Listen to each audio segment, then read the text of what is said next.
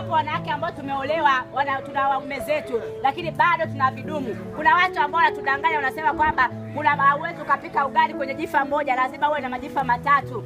Mwingine anasema kwamba huwezi ukabeba ndoo tu peke yake, lazima ubebe ndoo na vidumu vyake. Lakini naambia kwamba ukisoma kitabu cha Mhubiri sura ile ya 3 inasema kwamba kila jambo na wakati wake. Kuna wakati wa jua, wakati kama huu, kuna wakati wa mvua, kuna wakati ambao Mungu ameuweka. Kuna siku sasa kuna mvua kama hivyo, umebeba ndoo na vidumu vyako, ukateleza, ukaanguka, ndoo ikaanguka na vidumu vikaanguka, utapata hasara. Maana yangu ni hii, unaweza ukakuta sasa umebeba huyo mume ambaye ni mume halali wa ndoa yako, lakini una vichepuko vingine ambao mnasema si mabuzi mnayachuna, yapo upande huku na upande huku. Siku yatakuharibikia, mume atakuacha na hao mabuzi ambao wategemea nao watakuacha. Utaaibika katika ulimwengu huu. Watu watakusema vibaya, utalia, utanungunika, lakini kwa sababu wewe mwenyewe haukusimama imara katika ndoa yako.